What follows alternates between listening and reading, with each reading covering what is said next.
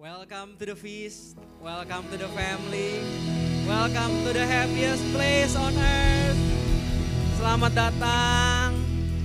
Senang sekali bisa berkumpul di Feast Jakarta Barat lagi. Apa kabarnya FJB? Tuhan Yesus baik. Coba katakan ke orang di kanan dan kiri kita, you are loved. Apakah hari ini ada yang baru pertama kali hadir di Feast? Ada? First timer? Wow, welcome to the feast. Selamat datang. It's an honor to serve you here. Untuk bisa berkumpul bersama teman-teman di feast hari ini dalam series terbaru kita yaitu Table Talks. Ya, hari ini talks kita berjudul Sinners Are Welcome. Katakan ke orang di sebelah kiri kanan kita, you are very welcome here today. Sebelum kita mulai, yuk mari sama-sama kita doakan our declaration of abundance. Dalam nama Bapa, Putra, dan Roh Kudus, amin. Today I receive all of God's love for me. Today I myself to the unbounded, limitless, overflowing abundance of God's universe. Today open myself to God's blessing, healing, and miracles. Today I open myself to God's word so that I become more like Jesus every day. Today I proclaim that I'm God's beloved, I'm God's servant, I'm God's powerful champion. And because I'm blessed, I'm blessing the world in Jesus' name. Thy word is a lamp unto my feet and a light unto my path. Ayat hari ini diambil dari Matius 5 ayat yang ke-13. Kamu adalah garam dunia. Jika garam itu menjadi tawar, dengan apakah ia diasinkan? Tidak ada gunanya selain dibuang dan diinjak orang. Teman-teman, di saat saya menyiapkan sermon hari ini, topiknya Table Talks, lalu desainnya seputaran meja makan, dapur, ya. Kayaknya nggak mungkin kalau kita tidak ada garam di dapur. Jadi harus ada ayat ini. Karena Tuhan Yesus sendiri panggil kita untuk jadi garam dan terang dunia. Kita ini harus jadi pribadi yang membawa dampak positif. Tapi yang mau saya highlight di ayat ini adalah tidak ada lagi gunanya selain dibuang dan diinjak orang. Ada garam yang tidak berguna. Kira-kira apa sih ciri-ciri garam yang tidak berguna? Next. Useless salt is the unsalty salt. Tuhan Yesus sudah bilang garam yang tidak berguna itu garam yang gak asin. Garam yang tidak ada karakter garamnya. Garam yang kalau kita pakai nih ditaburin ke makanan tidak nambah apa-apa.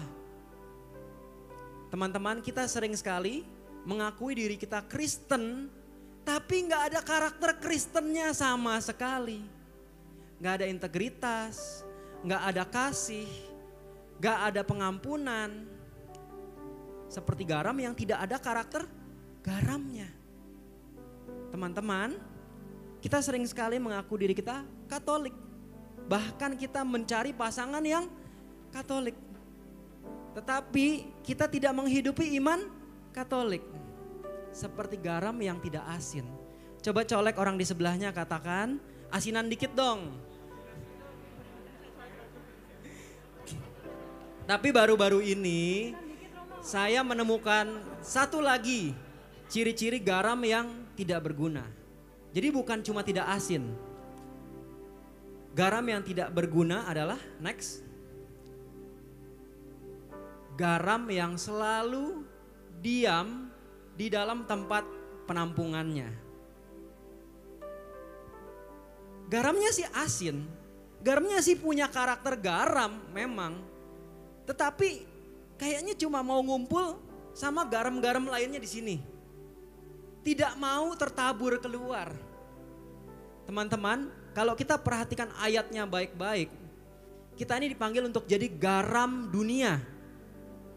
Bukan garam doang, garam dunia. Berarti kini garam yang harus tertabur ke dunia. Garam yang harus bersentuhan, bertemu dengan sesuatu yang mungkin lebih tawar. Kita mau membawa flavor yang berbeda, warna yang berbeda.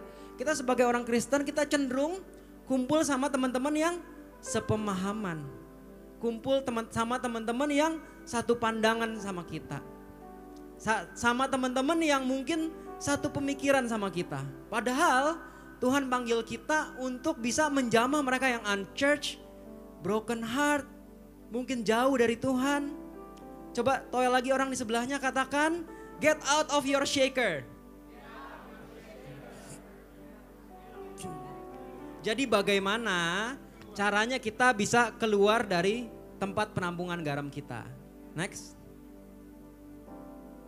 Cara paling gampangnya sebenarnya adalah dengan LG dan Feast. Tapi nanti David akan menjelaskan lebih lanjut bagaimana caranya kita bisa menjamah mereka yang unchurched.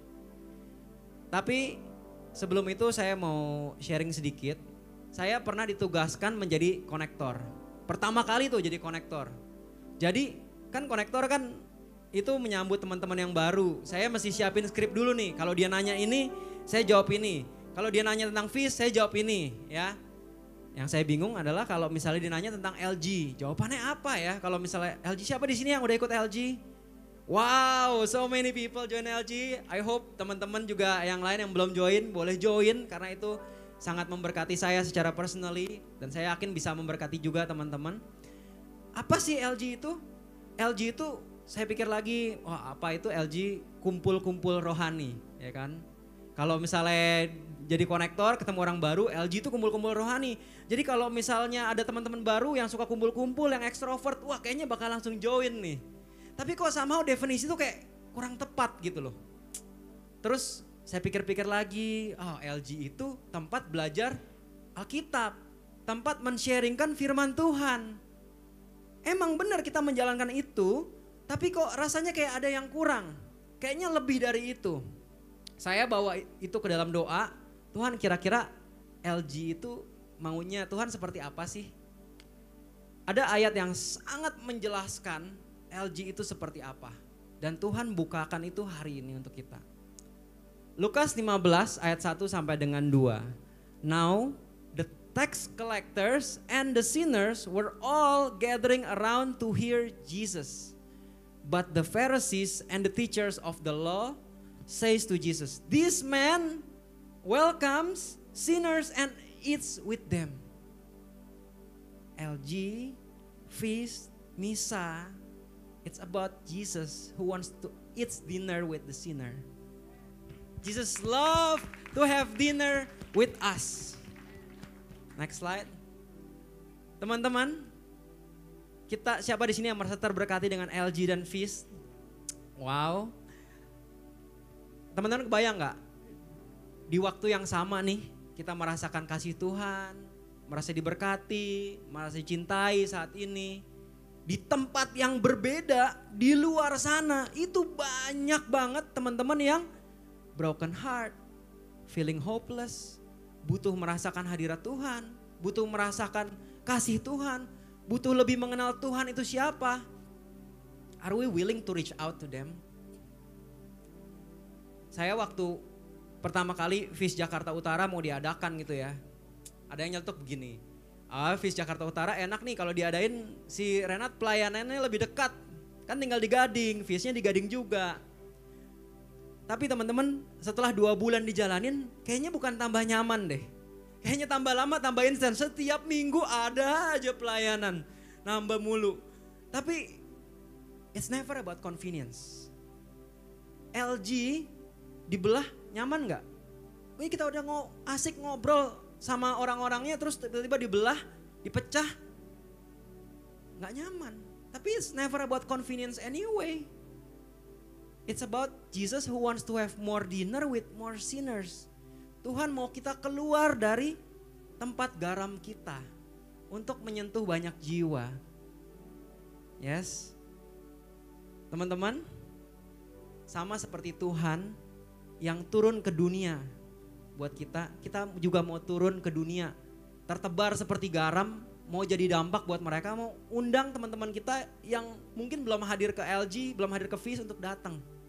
Jadi kita mau punya kerinduan yang sama seperti Tuhan untuk bisa merasakan hadirat Tuhan dalam kehidupan kita semua.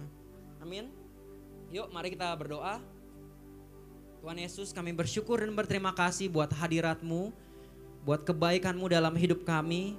Kami berdoa ya Tuhan, semoga kami punya kerinduan yang sama seperti-Mu ya Tuhan, untuk menyentuh banyak jiwa ya Tuhan, untuk menjadi berkat buat banyak orang, untuk bisa mengundang mereka yang broken, mengundang mereka yang merasa hopeless, untuk mengundang mereka yang merasa tidak pantas dan tidak layak ya Tuhan. Karena seperti Engkau mau makan bersama kami, kami juga mau makan, mau ngobrol, mau bersentuhan, bercengkerama bersama mereka. In Jesus name we pray. Amin. Thy word is a lamp unto my feet and a light unto my path. Kita beri sorak-sorai buat Tuhan kita. Untuk itu teman-teman, hari ini siapa yang siap untuk belajar lebih lagi, untuk welcome the unchurched? Woo! Yuk mari kita welcome our next preacher, brother kita, David. Kita berikan sekali lagi kemuliaan bagi Tuhan kita yang luar biasa. And thank you untuk Ray juga yang sudah membuka kebenaran firman pada malam hari ini. Silakan duduk teman-teman yang terkasih dalam Tuhan. Luar biasa ya, kalau tadi mungkin ada yang baru pertama kali hadir nggak ngerti LG itu apa. Sekali lagi kita bukan berbicara mengenai merek elektronik, TV, kulkas dan lain sebagainya, tapi LG adalah light group. Komsel mungkin bagi yang mungkin belum familiar ya, di mana seminggu sekali kita berkumpul di kelompok yang kecil, kita memuji, menyembah Tuhan, mendengarkan kebenaran firman Tuhan, kemudian sharing atas apa yang Tuhan lakukan dalam kehidupan kita secara pribadi. Mari kita masuk lebih dalam lagi. Tadi saya berpikir seperti ini. Ini benar gak ya pernyataan seperti ini, bahwa setiap orang tua pasti punya harapan untuk melihat anak-anaknya itu bertumbuh secara dewasa. Betul? Para orang tua di sini boleh saya lihat tangannya yang terangkat? Tidak hanya bertumbuh makin besar, tapi harapannya adalah setiap anak-anak itu menjadi dewasa. Nah, dewasa itu berarti ada yang punya definisi dari dewasa adalah mandiri. Bahkan terlebih luas lagi dari hal tersebut adalah dewasa di dalam perspektif dari kebenaran firman Tuhan adalah saudara dan saya dikatakan ibarat sebuah pohon itu tidak sekedar bertumbuh besar, banyak ranting, banyak daunnya, gede gitu ya. Lebih dari itu, tapi sebuah pohon dikatakan berhasil mencapai tujuan di dalam hidupnya ketika pohon tersebut menghasilkan yang namanya buah. Bahkan Tuhan gak nanggung-nanggung, gak cukup berbuah aja. Tapi aku menetapkan kamu untuk pergi dan menghasilkan buah yang banyak, berkelimpahan. Nah, di tahun ini komunitas kita, Light of Jesus Family, kita mendapatkan sebuah tema besar yaitu Shine Like Stars. Bersinar itu seperti bintang-bintang di langit. Di saat malam, saudara bisa mendapatkan terang selain dari bulan tapi juga bintang, dan itu begitu indah. Bintang itu tidak cuma sekedar memancarkan terang tapi memancarkan keindahan. Bahkan kalau kita melihat gugus bintang itu ya, berapa banyak di antara kita yang mengagumi itu dan memuliakan, oh Tuhan kita luar biasa. Jadi setiap buah itu dituntut untuk dihasilkan dari pengikut Kristus yang saya bisa katakan adalah pengikut Kristus yang dewasa. Dan itu harusnya menjadi goal dari setiap kita. Setiap kali feast, saudara harus tahu di Jakarta Barat ini, setiap kali feast kita berdoa bersama jam 3 sebelum saudara hadir mungkin. Kita berdoa dan kurang lebih sekarang yang melayani bisa 100 orang lebih. Kita berikan kemuliaan bagi Tuhan. Mungkin kita melihat yang sekarang begitu banyak yang melayani. Bahkan kita punya jadwal, tiap divisi itu sudah ada jadwalnya masing-masing. Tapi segala sesuatu selalu dimulai dari sesuatu yang kecil, kekurangan. Kita berdoa terus, kita pegang firman Tuhan, mintalah kepada sang pemilik kebun anggur supaya ia mengirimkan para pekerjanya. Apalagi yang muda-muda, susah loh saudara. Kita harus melihat kenyataan di dunia saat ini. Tidak banyak orang yang mau keluar dari kepentingan dirinya sendiri untuk melayani, untuk menjadi berkat bagi orang lain. Tapi sesuatu hal yang patut kita syukuri adalah dimulai mungkin di tempat ini, mungkin ada teman-teman lain di komunitas yang lain juga, di mana kita bisa melihat bahwa di gereja Katolik itu ada harapan. Kenapa? Karena ternyata di sini saya secara pribadi melihat begitu banyak anak-anak muda yang ternyata rindu, bahkan meninggalkan comfort zone-nya untuk menjadi berkat bagi orang lain. Untuk itu boleh gak kita berikan apresiasi untuk teman-teman yang sudah melayani, sehingga kita boleh duduk dengan tenang menikmati semuanya, menikmati hadirat Tuhan. Itu karena ada orang-orang yang selfless. Tadi Romo bilang bahwa seharusnya kita semakin hari itu semakin serupa dengan Tuhan kita. Setuju saudara? Berapa banyak yang rindu di tahun ini, mari kita mulai semakin hari kehidupan kita, karakter kita ini boleh semakin serupa dengan Kristus. Boleh angkat tangan saudara, kita berikan kemuliaan bagi Tuhan kita. Nah, masuk ke talk kita pada malam hari ini, saya ingin memulai dengan sebuah slide that God loves sinners. Jadi Tuhan itu sangat-sangat mengasihi para pendosa, perhatikan. Bedakan dengan Tuhan itu menyetujui atau menyukai dosa. Bukan saudara. Tuhan itu mengasihi para pendosa. Nah setiap kita di tempat ini, kalau boleh ditanya siapa, kan seringkali ditanya ya, siapa di sini yang tidak pernah berdosa? Gak ada. Bahkan ketika seorang wanita yang didapati pada waktu itu sedang berzina, menurut hukum Yahudi, apa yang harus diterima hukumannya? Dirajam sampai mati saudara. Tapi yang luar biasa, Yesus tanya, siapa di antara kamu yang tidak pernah atau tidak berdosa, silahkan kamu melemparkan batu untuk yang pertama kalinya. Gak ada, semuanya minggir. Perhatikan pada waktu itu yang hadir itu orang-orang Farisi, di mana orang Farisi itu, saudara jangan salah paham. Orang Farisi itu adalah justru orang-orang yang selalu melakukan segala ritual, kegiatan agamawi itu benar-benar mereka itu taat.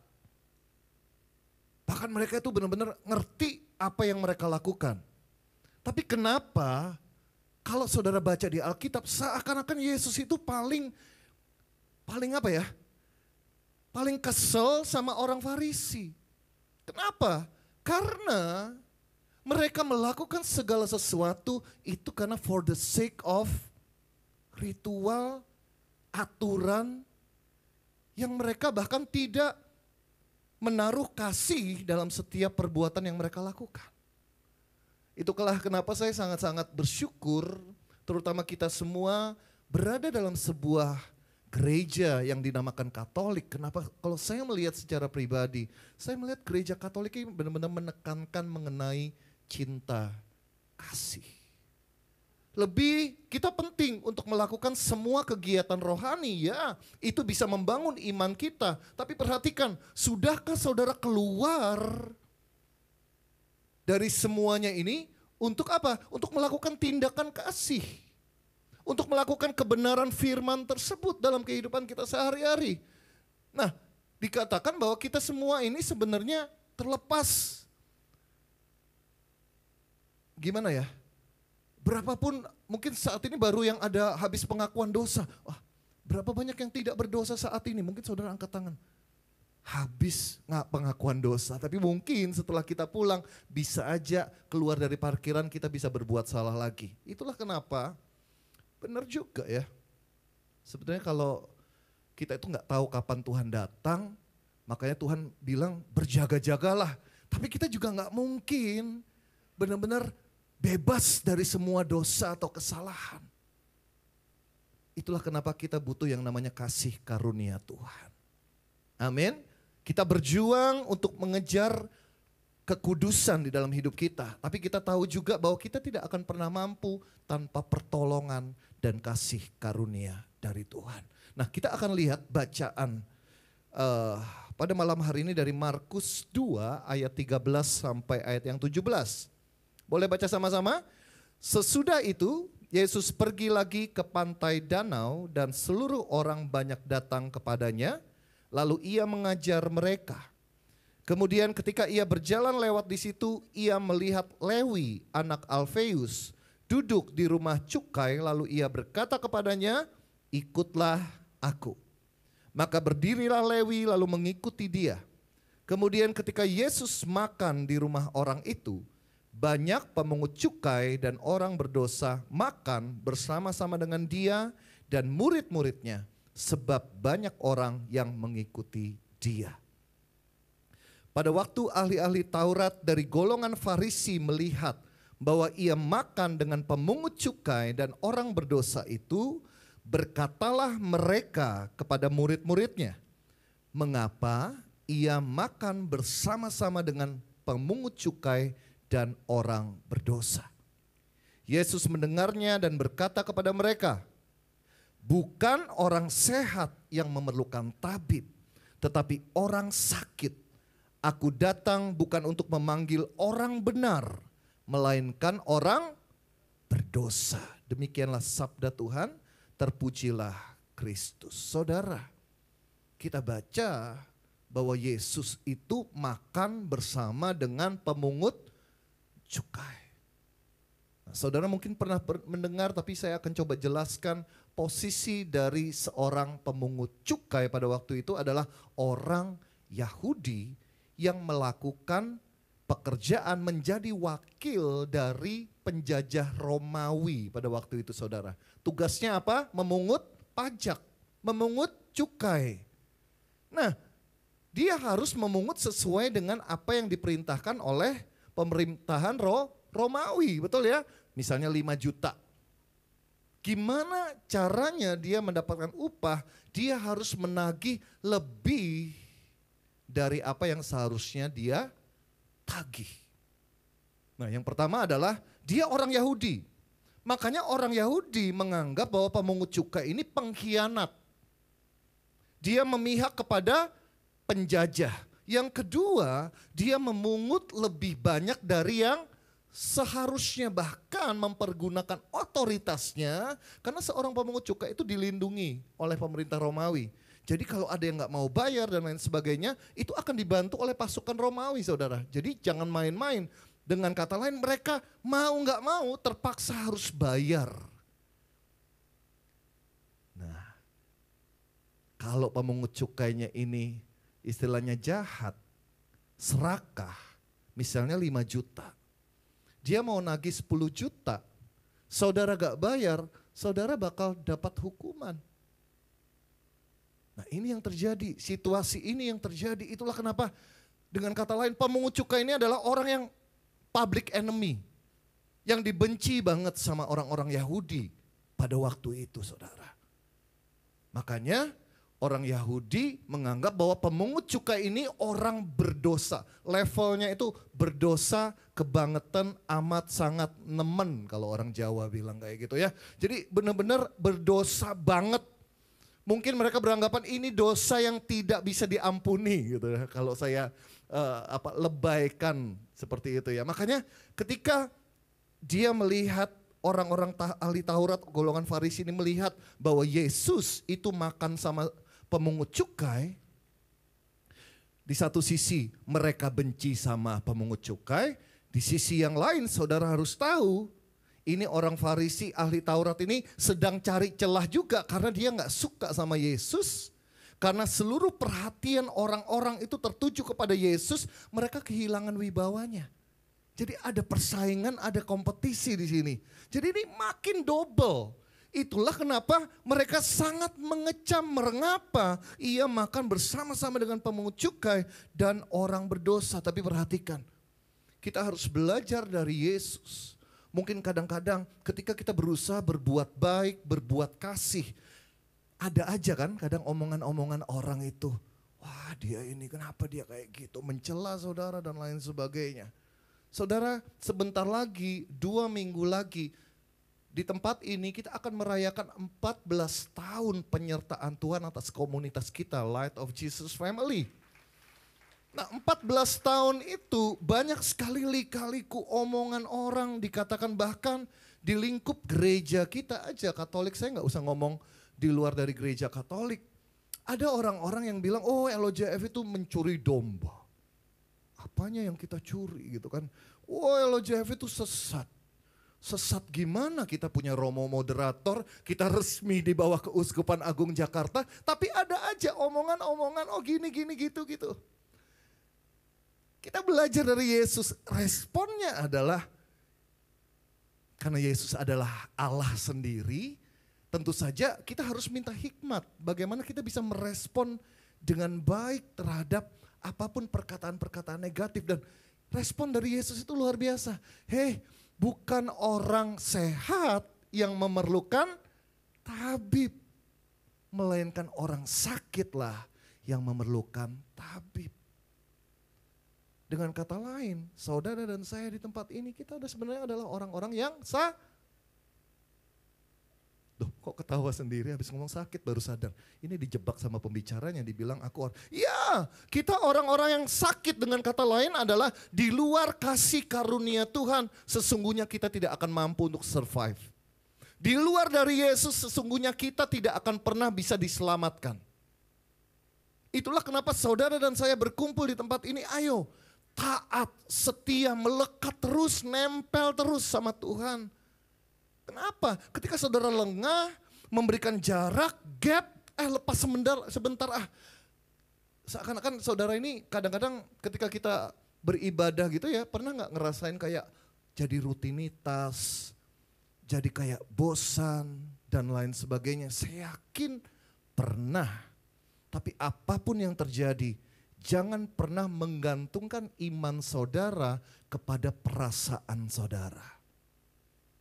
Nangkep ya saudara, ranting, ada gak sih ranting di pohon gitu yang bilang gini, aduh aku capek nempel sama batang, udah deh sama inti dari pohon, ya udah aku lepas sebentar ya, aku mau istirahat dulu, udahlah gak usah Tuhan-Tuhanan dulu, aku mau relax.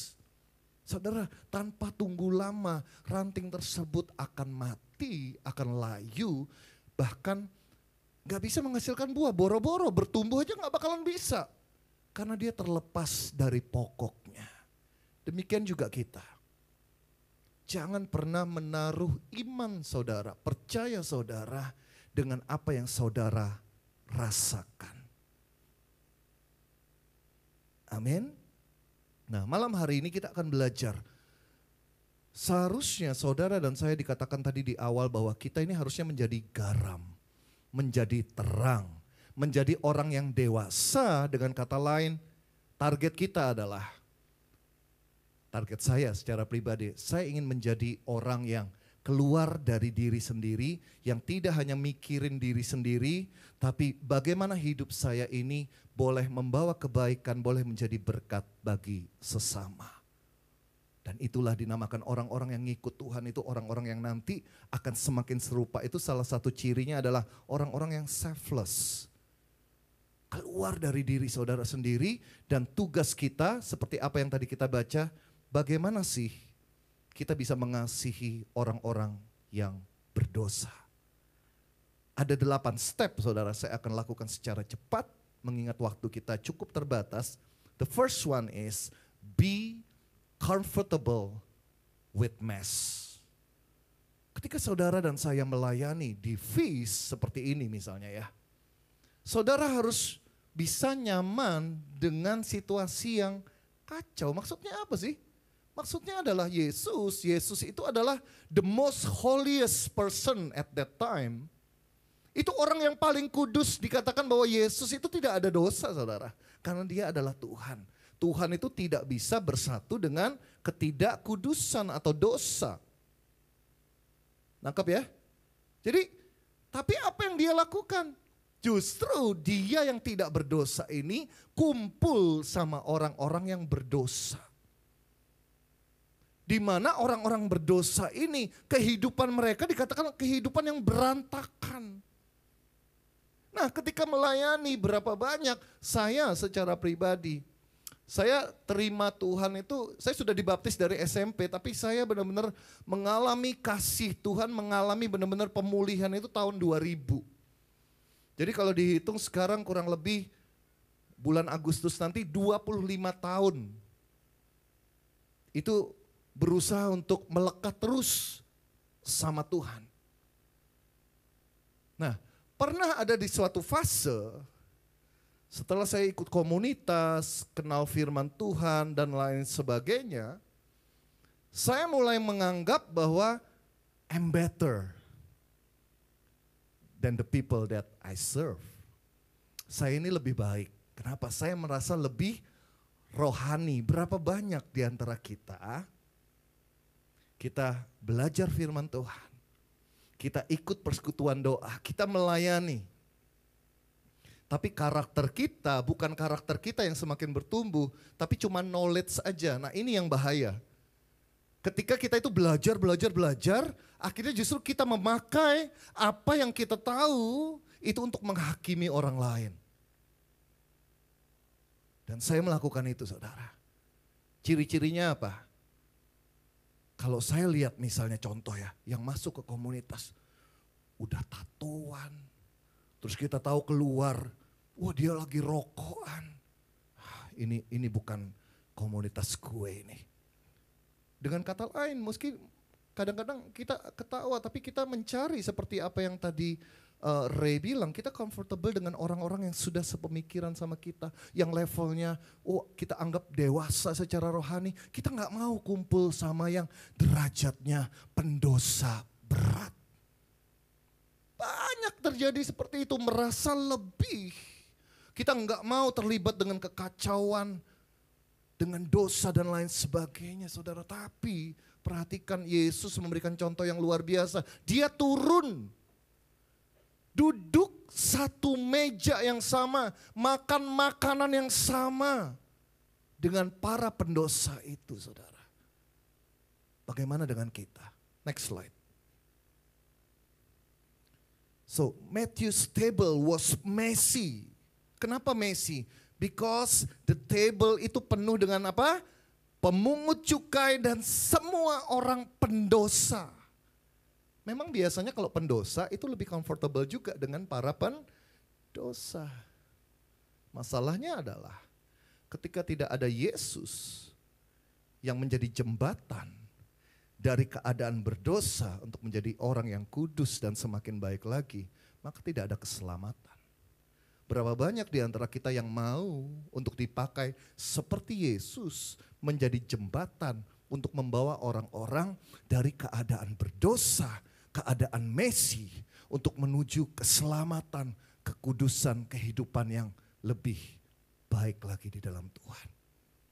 Ini panggilan bagi saudara dan saya yang menamakan diri kita adalah pengikut Kristus. Dan panggilan ini gak cuma buat romo, buat suster. Hei, saudara harus lihat, coba saudara lihat ke paroki.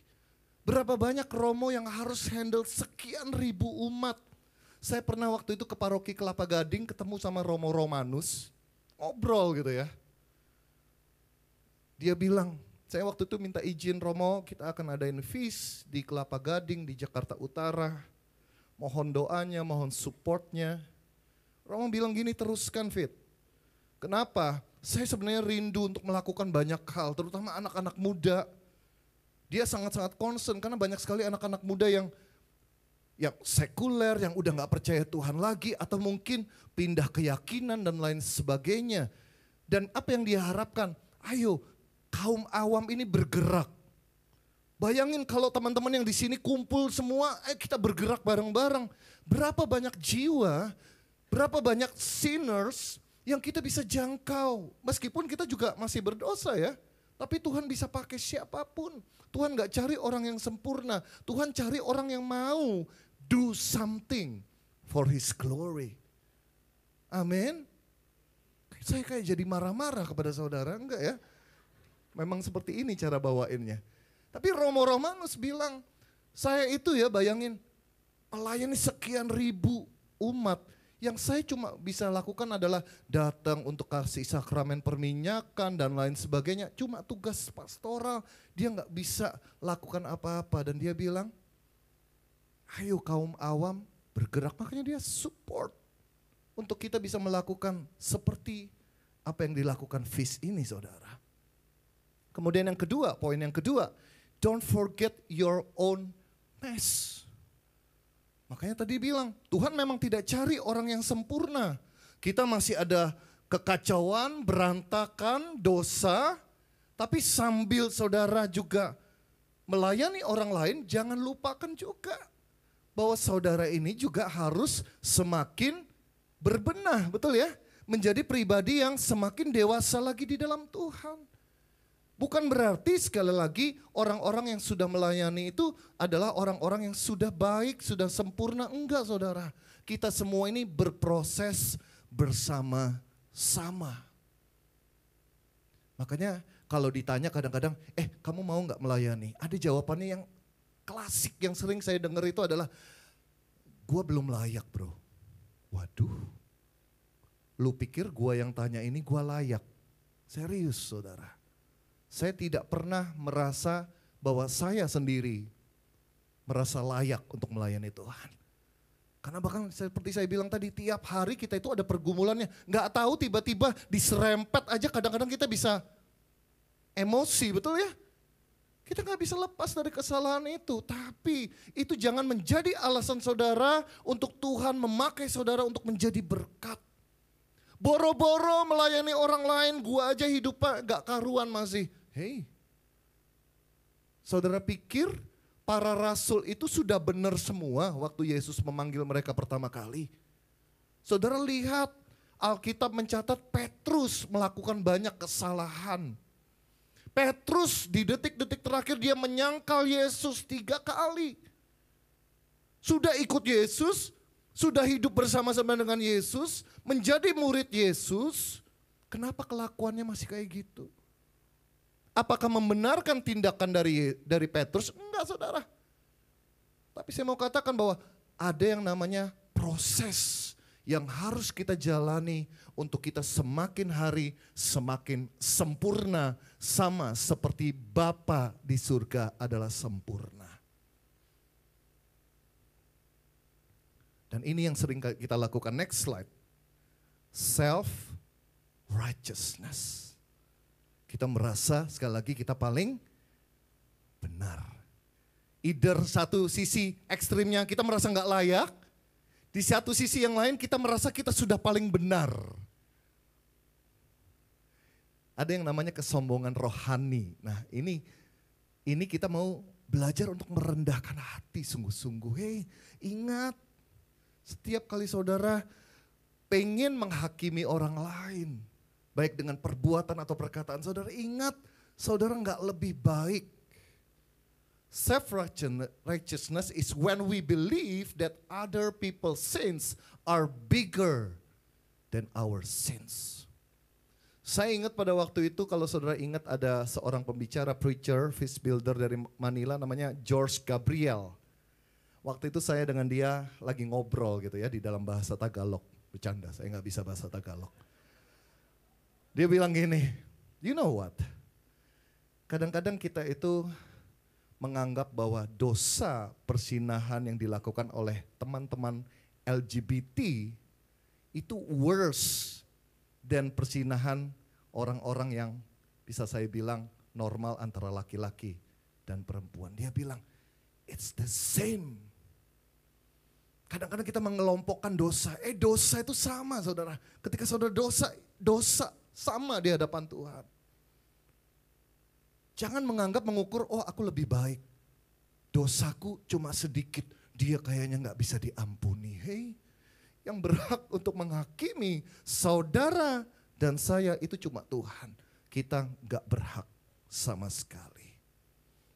Next slide. The more you can accept your mess, the easier it will be to accept the mess of others. It's true. Tahu nggak? Orang-orang yang nggak bisa menerima kelemahan orang lain adalah orang-orang yang nggak bisa menerima kelemahannya sendiri. Kadang-kadang kita berusaha menutupi kelemahan kita dengan menyalahkan orang lain. Ini kenyataan, saudara. Makanya kalau orang-orang yang minder gitu ya, perhatikan, minder itu bukan rendah hati. Minder itu karena dia tidak bisa accept. Dia punya flaw, dia punya cacat, dia punya salah. Biasanya orang minder justru dia akan attack, melakukan serangan kepada orang lain untuk menjatuhkan orang supaya dia terlihat lebih baik. Next. The church, it's not a community of perfect people, but forgiven people. Gereja itu seharusnya adalah komunitas orang-orang yang menerima pengampunan, kasih karunia dari Tuhan. Amin. Makanya Tuhan bilang, aku datang bukan untuk cari orang yang benar. Ya, Tuhan mengharapkan saudara dan saya semakin hari kehidupan kita semakin benar. Iya. Makanya ada perumpamaan kan, gembala punya 100 ekor, satu hilang, dia tinggalin 99 untuk cari satu yang hilang. Apakah 99 ini tidak dianggap berharga? Justru dia menganggap ini sudah kenal kebenaran, ini sudah hidup baik. Jangan comfortable di sana. Pikirin yang terhilang. Kenapa kita melakukan feast seperti ini seminggu sekali? Orang-orang yang melayani saudara pikir mungkin mereka pengangguran. Mereka cari kegiatan. Tapi karena kita berusaha, kita memahami, Tuhan pengen kita mencari yang terhilang.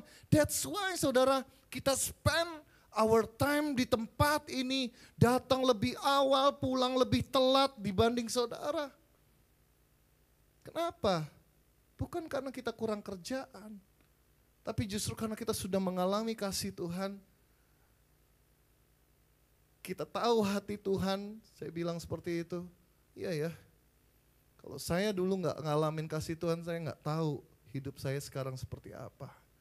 Dan banyak loh teman-teman kita di luar sana, cuma apakah kita peduli apa enggak?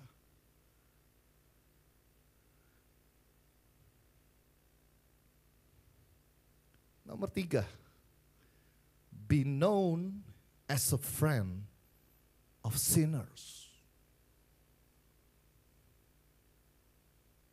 Tahun 2012, saya sama Yolanda kita waktu itu pergi ke Filipina karena kita ingin belajar lebih lagi mengenai komunitas LOJF ini. Saya 10 tahun berasal dari komunitas di Surabaya, saya nggak perlu sebutkan komunitasnya. Tapi punya cara yang berbeda dengan apa yang dilakukan oleh komunitas LOJF. Berbeda ya saudara, bukan lebih baik tapi berbeda. Waktu itu kita ketemu, kita makan sama Brother Bo Sanchez, dia adalah founder dari komunitas LOJF.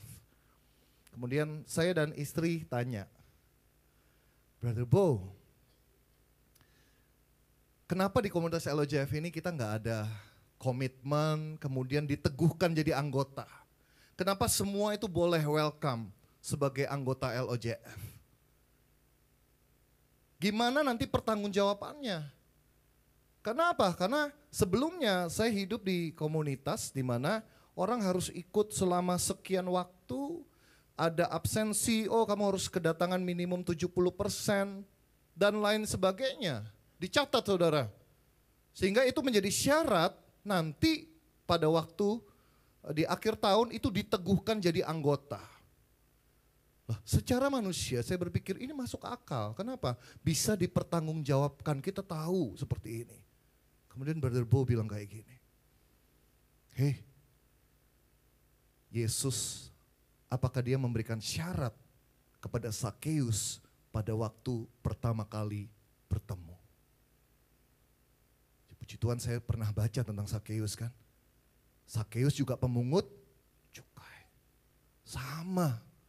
Yesus gak bilang bertobatlah, kamu harus ke gereja seminggu sekali, saya absen, nanti di akhir tahun saya akan berikan pengampunan. Enggak saudara. Tapi Yesus, hari ini aku akan berkunjung ke rumahmu, makan di rumahmu. Sama dilakukan. Apa yang kita baca hari ini. Gak perlu ngomong apa-apa, dengan adanya kehadiran Yesus di sana ada pertobatan. Kadang-kadang kita bersekutu, kadang-kadang kita melakukan kegiatan rohani, tapi tanpa kehadiran Yesus di dalam kehidupan kita, tidak akan pernah ada yang namanya pertobatan.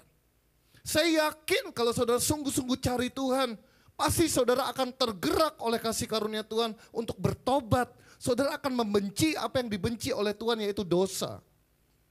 Tapi kenapa tidak terjadi sesuatu dalam kehidupan kita? Karena mungkin kita sekedar datang, gak sungguh-sungguh dengan segenap hati kita cari Tuhan. Gak segenap hati kita pengen tahu apa hati Tuhan, apa yang Tuhan mau, kita gak sungguh-sungguh. Makanya gak terjadi apa-apa. Tapi Sakeus, dia mengalami Tuhan secara pribadi. Makanya tiap kali kita doa tim Tuhan, semoga yang datang ke sini mengalami Engkau secara pribadi. Gak cuma sekedar menaruh itu sebagai knowledge. Wah, aku tahu banyak ayat. Wah, kayaknya ini buat temanku. Ini buat istriku, ini buat suamiku. Kadang-kadang kita mikir kayak gitu ya. Berapa banyak ini buat aku banget, aku mau berubah. Sadly, many Christians are known as the enemy, the critic, and the judge of sinners. Sayangnya seperti itu saudara. Makanya yuk kita mulai dari tempat ini. Di sini tidak ada penghakiman sama sekali karena kita nggak ada yang layak untuk menghakimi. Kita nggak lebih baik saudara, tapi yuk kita berjalan bersama-sama untuk menjadi orang yang lebih baik lagi di dalam Tuhan. And the church is Matthew's table. Gereja, komunitas seperti ini saudara, seharusnya ini menjadi meja makan di mana kita makan bersama-sama dengan Yesus. Kita mengenal Yesus lebih dalam lagi dan di sanalah akan terjadi transformasi dalam kehidupan saudara dan saya. Nomor 4. Care before you confront. Maksudnya apa sih? Next slide, to confront itu berarti saudara itu ini loh, menunjukkan kesalahan yang dilakukan oleh orang lain. Sedangkan to care, you point out their worthiness. Bahwa mereka itu berharga. Oh ini loh identitas kamu yang sesungguhnya. Dan saudara melayani apa yang menjadi kebutuhan mereka. Berapa banyak boro-boro belum kenal, belum care, saudara mau mengkoreksi kesalahan orang. Kebenarannya adalah seperti ini saudara. Sebagai sebuah komunitas atau gereja, betul bahwa kalau ada teman kita, saudara kita, teman komunitas, teman gereja, ketika mereka berbuat salah, saudara harus mengkoreksi. Karena apa? Karena saudara mengasihi mereka, supaya mereka ini tidak jatuh semakin dalam lagi ke dalam dosa. Dan ada konsekuensi dalam setiap dosa yang mereka lakukan, betul nggak? Kita care. Tapi perhatikan, sebelum kita mengkoreksi, pastikan sama seperti halnya Yesus, yang Yesus lakukan adalah dia tidak mengkoreksi Sakeus, dia tidak mengkoreksi tadi yang kita baca, saya lupa namanya, tapi dia makan, dia menjalin sebuah jembatan, hubungan relasi terlebih dahulu, and then what? Pertobatan terjadi. Sebenarnya orang berdosa itu tahu kok kalau mereka berdosa, benar gak sih? Tapi yang seringkali mereka tidak dapatkan adalah penerimaan. Kasih yang sungguh-sungguh orang kalau dikoreksi, kalau dia punya kedekatan, tahu bahwa orang ini mengkoreksi karena dia mengasihi kita, saudara, itu responnya akan berbeda. Tapi yang mungkin kita rasakan adalah ketika saudara masuk, belum kenal, belum apa, sudah dikoreksi, dijudge dan lain sebagainya. Biasanya justru orang itu akan tawar hati, orang itu akan keluar.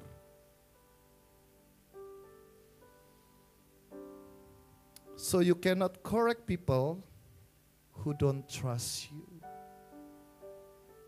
Yesus bisa mengkoreksi mereka. Karena dia membangun kepercayaan dengan orang berdosa tersebut.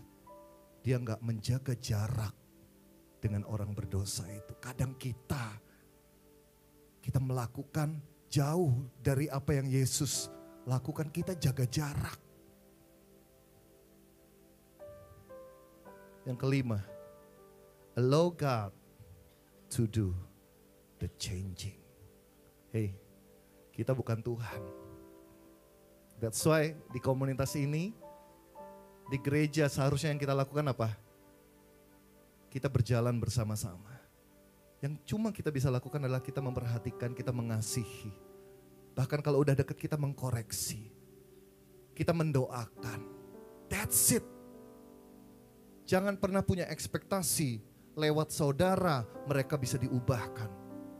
Berharaplah kepada Tuhan karena Tuhanlah yang bisa mengubahkan keadaan orang tersebut. Berapa banyak di antara kita yang berdoa terus, Tuhan ubah suamiku, Tuhan ubah istriku supaya kosakatanya menurun dari 20.000 menjadi 5.000 aja per hari. Capek aku Tuhan ubah. Misalnya seperti itu. Tapi kadang waktu Tuhan bukan waktu kita. Akhirnya kita kecewa, percuma doa. Karena kita mengandalkan kekuatan kita sendiri. Kita sudah punya ekspektasi harus gini, harus gini. Kadang-kadang omongan kayak gini kan. Kayak dia sudah 5 tahun lo ikut LOJF kok kelakuannya masih seperti itu. Tiap orang itu punya prosesnya sendiri. Punya masa lalunya sendiri dan akan tiba waktunya sendiri. Nggak tahu kapan Tuhan akan mengubahkan dia. But it's up to God, bukan menurut apa yang kita pikirkan saudara. Biarkan Tuhan yang melakukan perubahan tersebut. So we cannot change anyone, only God who can transform lives. Amen. Yang keenam, journey with people seperti saya bilang tadi. Gak tahu sampai kapan saudara. Tapi perubahan itu adalah sebuah perjalanan.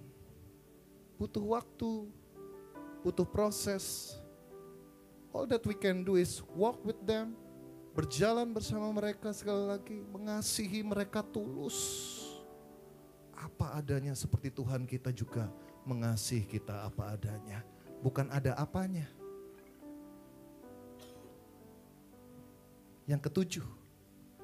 Boleh baca sama-sama? 3, 2, 1. See them as persons, not projects. Wah, aku mau menyelamatkan. Aku melayani, aku pengen menyelamatkan.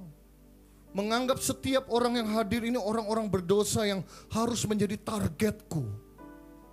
Ini project dari Tuhan yang sedang aku kerjakan. Akhirnya apa? Kita melihat mereka sebagai target. Bukan sebagai person, tapi sebagai project, sebagai target. Dan ketika saudara melakukan itu, sebenarnya tanpa saudara sadari, saudara sedang menganggap saudara lebih baik daripada mereka.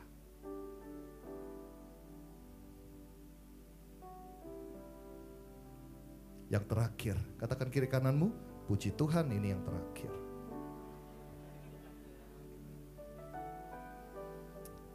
You need to pay the price. Bukan bicara masalah duit ya. Kita ini sambil berdoa juga saudara. Kita baru mulai Vis Jakarta Utara. Januari. Kita butuh sekian puluh juta di sana untuk sekali Vis. Apakah kita tidak lihat kolektenya dapat berapa, kita lihat saudara. Karena nyewanya juga nggak cuma pakai doa, tapi pakai duit. Keluarnya sekian, persembahannya 50%-nya sampai saat ini. Puji Tuhan masih ada orang-orang yang baik yang dari awal, Fit, aku transfer segini, aku cuma bisa bantu segini untuk itu. Bukan transfer ke saya ya, ke yayasan.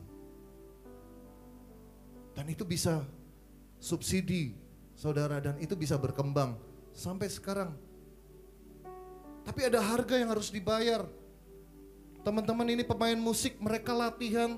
Tahu saudara, Jumat jam 7 malam di practice room di Satrio Kuningan, which is traffic jam, itu begitu luar biasa di Jumat malam.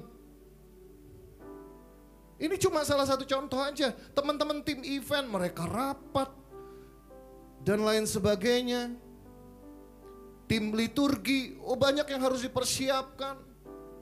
Hubungin Romo dan lain sebagainya. Ini saya bukan hitung-hitungan, bukan sedang mengeluh, tapi saya sedang sharing kepada saudara supaya saudara tahu. Ini loh, we need to pay the price to make the party for the sinners. Ada harga yang harus dibayar dan reconciliation is expensive. Kita pengen loh, kita rindu, ini doa kita, ada rekonsiliasi antara saudara dengan Tuhan. Bukan untuk kepentingan kita saudara, sekali lagi. Supaya saudara benar-benar mengalami kasih Tuhan secara pribadi. Itu kerinduan kita. Gak ada keuntungan secara pribadi ketika kita melakukan hal ini. Beda banget. Kecuali saudara ada perpuluhan gitu ya. Ayo, perkaya, pembicara, LOJF, perpuluhan saudara. Kita gak melakukan itu. Saudara bisa bebas, amplop aja. Kita gak lihat saudara kasih berapa. Betul gak sih? Tapi saudara harus tahu, apa yang kita lakukan ini tujuannya satu. Kita lakukan apa yang Tuhan ingin kita lakukan. That's it. Saya akan menutup dengan slide yang terakhir. Boleh baca sama-sama? Will you be that older son? Maksudnya apa sih? Saudara ingat kisah anak yang hilang? Yang hilang ini anak yang bungsu. Yang kecil yang minta warisan 50%. Betul ya? Ketika dia bertobat, istilahnya bukan bertobat sih, putus asa gitu ya. Udah gak ada harapan lagi. Wah, kayaknya mending aku kerja di rumah bapakku. Kayaknya makannya lebih enak daripada sekarang. Ketika anak yang hilang ini kembali ke rumah bapaknya, apa yang dilakukan bapaknya? Pergi menjemput dia, dari jauh kelihatan lari bapaknya saudara. Saya membayangkan ketika fish ini terjadi di sini, Tuhan sedang lari merangkul saudara. Dia sangat senang saudara bisa kembali kepada dia kalau mungkin saudara sebelumnya terhilang. Apa yang dilakukan bapaknya? Bikin apa? Fish, pesta. Ini dasarnya kita bikin fish, pesta, perjamuan. Diambil lembu yang tambun.